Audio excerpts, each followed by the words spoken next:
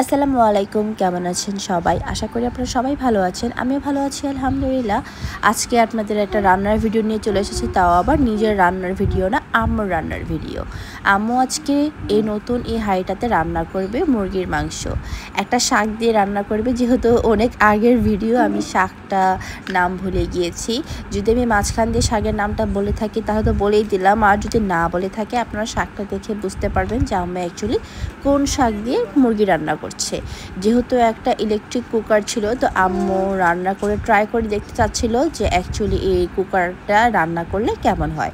তো ফার্স্টে সরিষার তেল দিয়ে নিয়েছে, তারপর হচ্ছে গোটা গরম মশলাগুলো দিয়ে নিচ্ছে, তারপর হচ্ছে পরিমাণ মতো এতে পেঁয়াজ কুচিও দিয়ে দিচ্ছে। দেখেন ডাইনিং টেবিলের বসে রান্না বাড়া চলছে, দেখতে কিন্তু ভীষণ সুন্দর লাগছে, তাই না?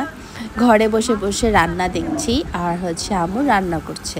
রান্না তো বলতে গেলে কিচেনেই হয় সবসময়। আজকে ইলেকট্রিক কুকারের কারণে আম্মু ইজিলি ঘরে বসে রান্না করতে পারছে।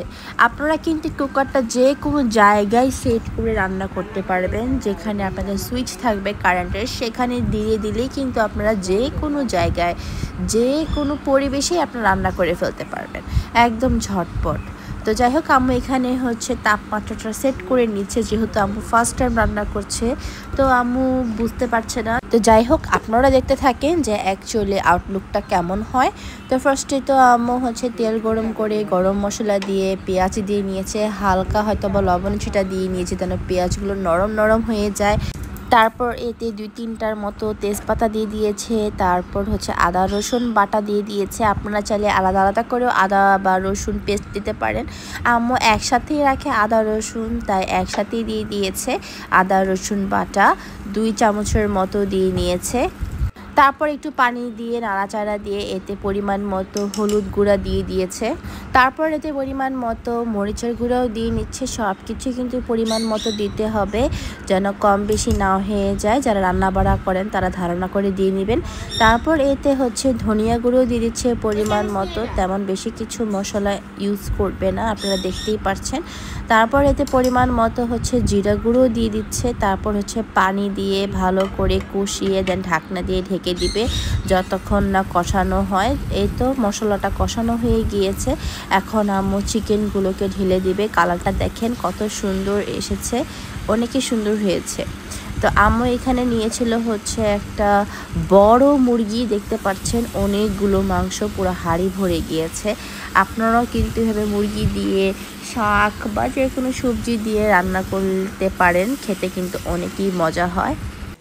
ভালো করে মশলার সাথে মিক্সড করে ঢাকনাতে ঢেকে দিয়েছে। তারপর হচ্ছে পরিমাণ মতো পানি দিয়ে ভালো করে মুরগিটাকে রান্না করবে। যতক্ষণ না মুরগিটা সিদ্ধ হয় ততক্ষণ পর্যন্ত এই মুরগিটাকে রান্না করবে। মুরগিটা সিদ্ধ হয়ে গেলে আম্মু এই পালং শাকটা দিয়ে দিবে। আমার পরে মনে পড়েছে এটা পালং শাক।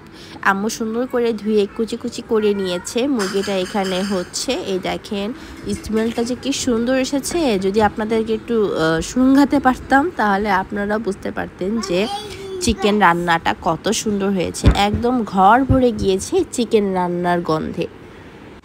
চিকেন রান্নাটা অলমোস্ট হয়ে গিয়েছে। আম্মু একটু পানি দিয়ে দিয়েছে, গরম পানি দিয়ে দিয়েছে। তারপর এতে হচ্ছে শাকগুলো এখন দিয়ে দিবে।